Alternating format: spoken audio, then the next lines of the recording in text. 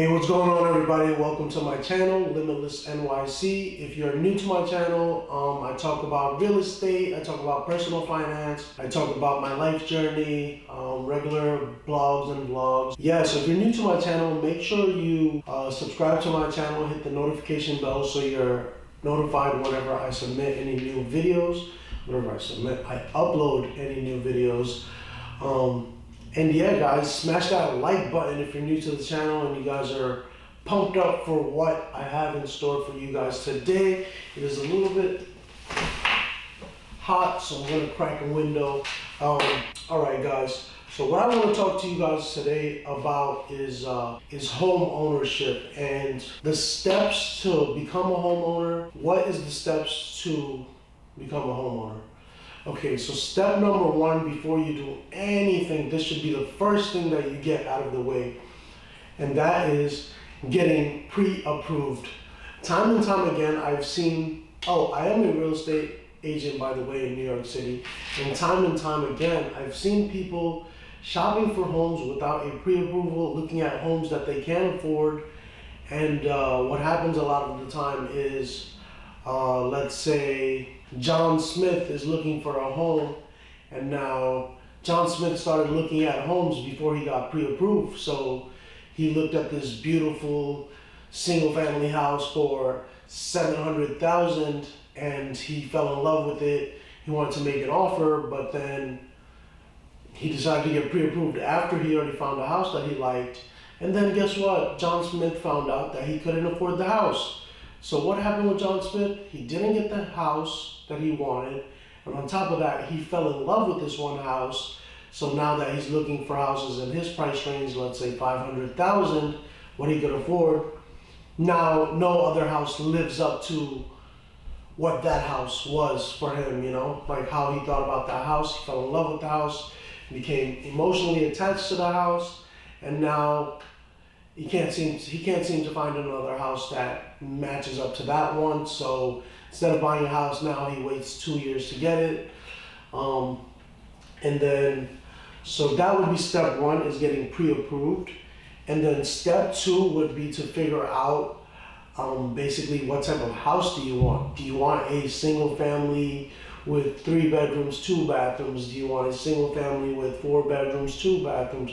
Do you want a multi-family with 4 bedrooms, 2 bathrooms? Do you want a triplex? Do you want a quadplex? So that's for you to figure out, and you should also figure it out when you are getting pre-approved.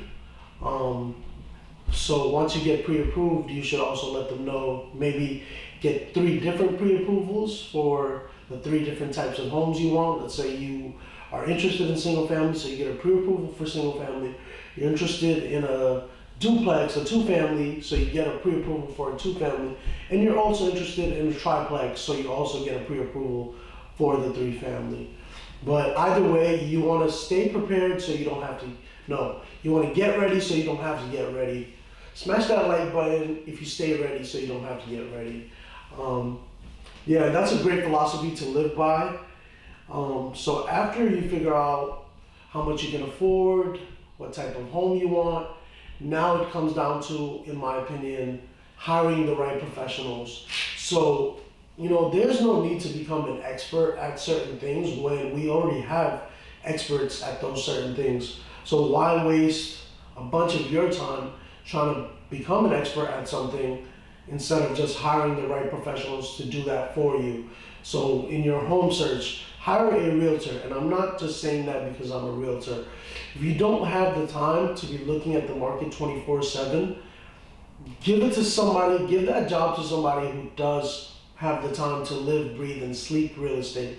And if you don't have that time, then you're doing yourself a disservice by not giving yourself the top service and finding a home which quite possibly could be, your largest purchase in your lifetime, which that ends up being the case for most people. So being that it is one of the largest purchases in your lifetime, you should definitely hire a professional to help you in that process. And the other professionals that you should at least hire or at least touch base with is a real estate lawyer to help you in the process if you have any questions, legally speaking, that maybe your realtor can't answer or is not too sure about. And this is why you have a lawyer. You hire your lawyer for a reason, and you make use of your lawyer. Ask those tough questions. Ask those questions that you aren't sure about. Also, I would advise talking to home inspectors just so you have an idea and you know who to hire as far as a home inspector and who you feel comfortable with.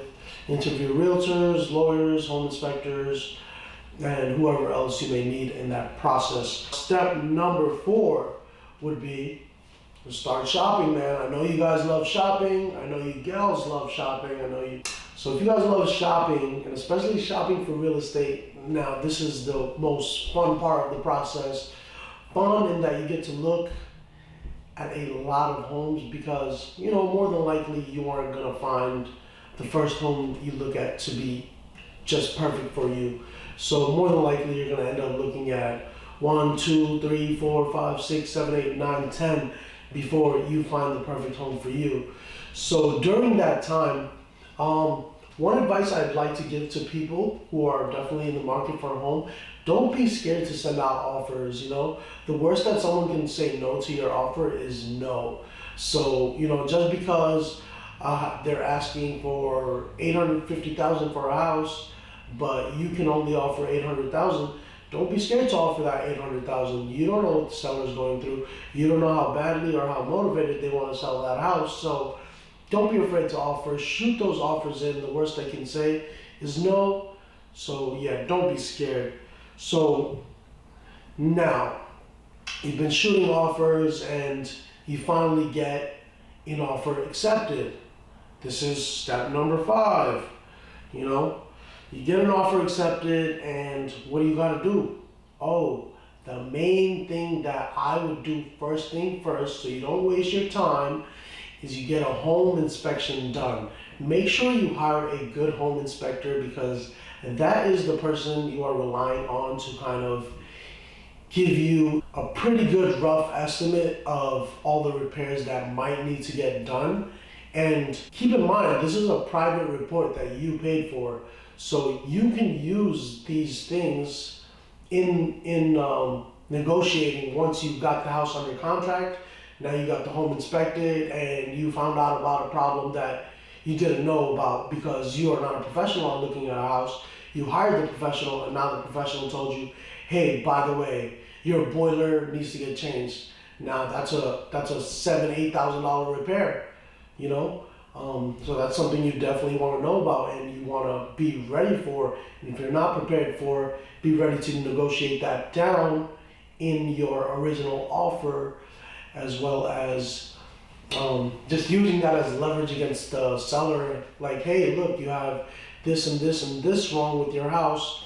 I need a bit more of a discount, or else I can't do this deal. You have that leverage that you wouldn't have had without that home inspection report, as well as the peace of mind you have after that home inspection report. Step number 6. Step number 6 is working with your lender to figure out your loan product. You should have already had this already kind of figured out, whether you're going to do a conventional, whether you're going to do an FHA, or whatever other type of loan you may do. If you guys do want to see like the differences between an FHA and a conventional loan, comment it in the description if you guys would like to see that, and I'll make a separate video for that.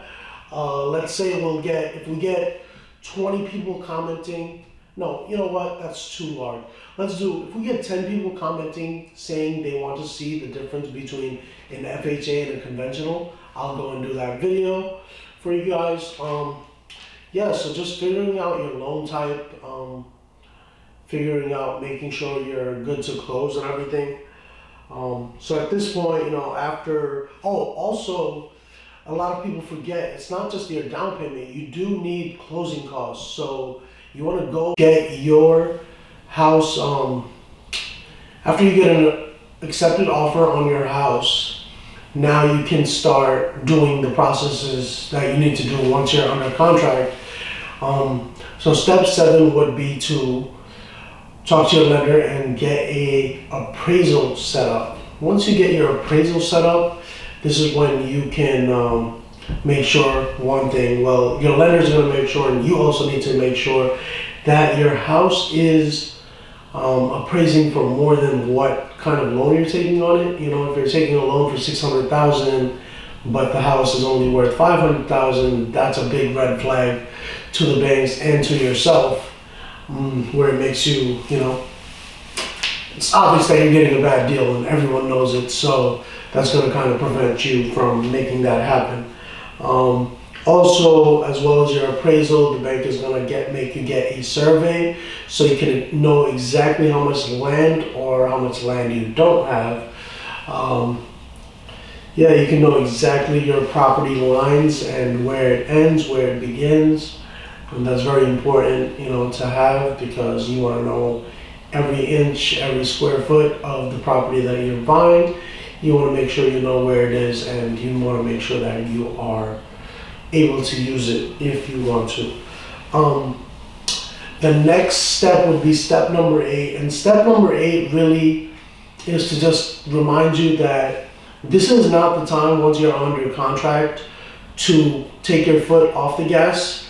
This is the time to put your foot on the gas and go even harder, to where now you're on top of the lender. You're reaching out to the lender every couple of days, every week, to make sure that you are cleared to close and there won't be any hiccups before closing that will mess you up from closing and prevent you from closing.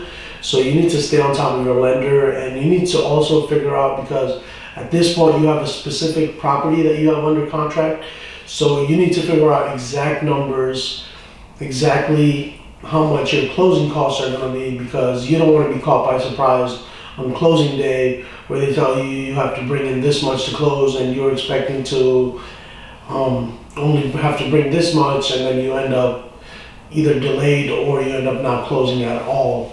So this is a very important step, and make sure you stay on top of your paperwork, guys. Say it with me, paperwork. Smash that like button for paperwork. And step number 9, last but not least, step number 9 is to hit that like button and subscribe to my channel, and hit that notification bell so you get notified every time I upload a new video. But kidding aside, guys, step number 9 is to make sure you close. Now, one thing, I'm not sure if I did mention this. I probably have mentioned it, but if I haven't, please, guys, do not open any new lines of credit before you're getting ready to close. That's gonna throw some red flags to the lender. And yeah, you may be okay and you may not have any issues, but you don't want those kind of red flags right before you're closing. You just want to make sure everything goes smoothly as possible.